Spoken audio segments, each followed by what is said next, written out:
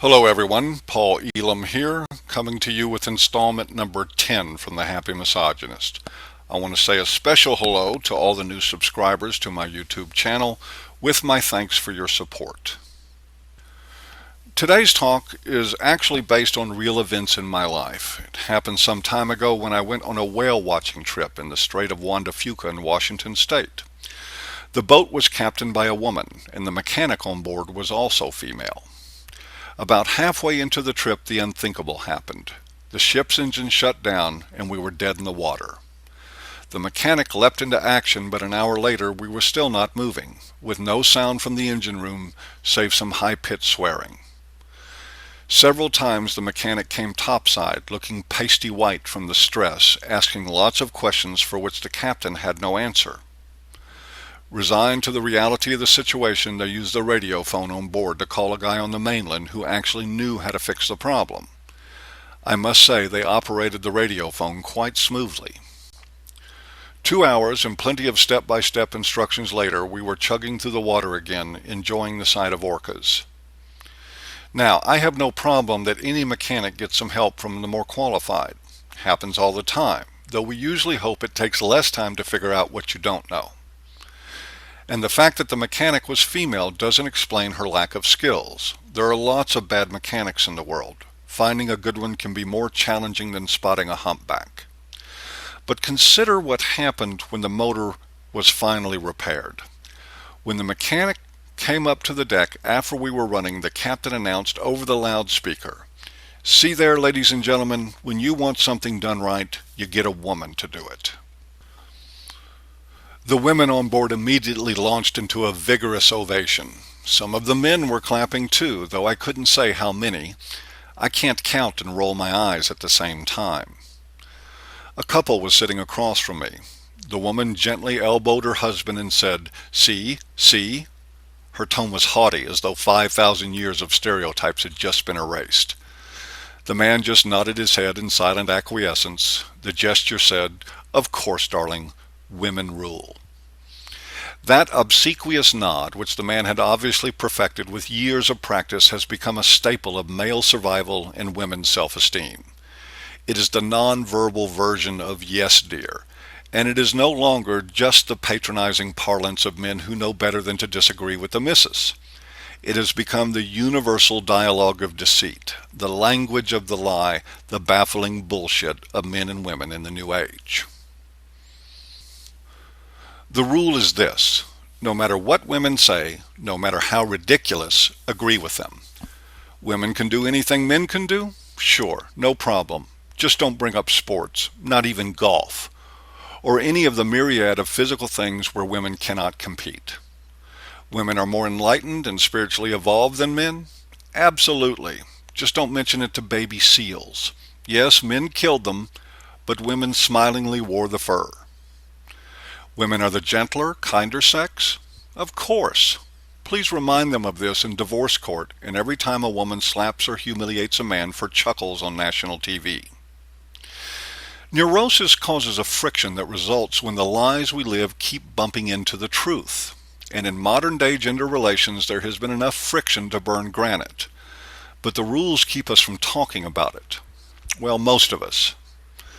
I noticed this on a larger scale in 1973 with Bobby Riggs and Billie Jean King. In the infamous Battle of the Sexes tennis match, King beat Riggs in 3 straight sets.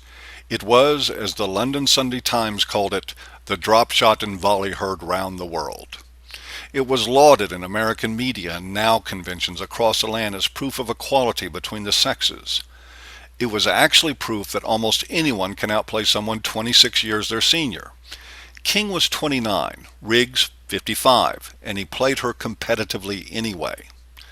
At no time during all this giddy fervor do I recall anyone pointing out that while King was an athlete in her physical prime and at the top of her game, Riggs was overweight and eating lunch on the seniors' discount. Afraid of saying anything to rock the boat or cause problems for the delusional, the Western world erupted with 2 symbiotic reactions. The women, awash in imagined vindication, collectively chanted, "See, see." The men, "Yes, dear." Personally, I enjoyed watching Riggs get beat.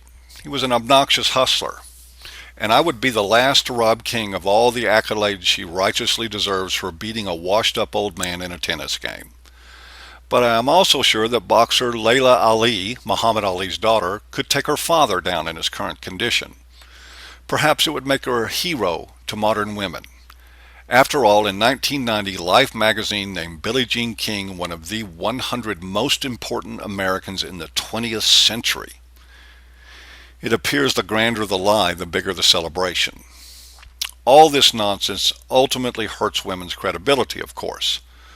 When a bad mechanic gets applause for being able to follow the instructions of a good one just because she is a woman, where does that leave women who really are good mechanics? Why should they bother to excel when any woman smart enough to pick up a wrench and screw things up gets such easy approval and recognition? But that is how we do it. We give women pats on the back that are, in reality, as fulfilling as faked orgasms, leaving many of them, like the mechanic on that boat, to lie to themselves for any sense of accomplishment at all.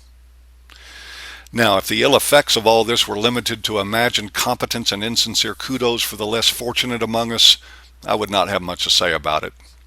Unfortunately, though, lies don't give us the courtesy of staying contained where they do little harm.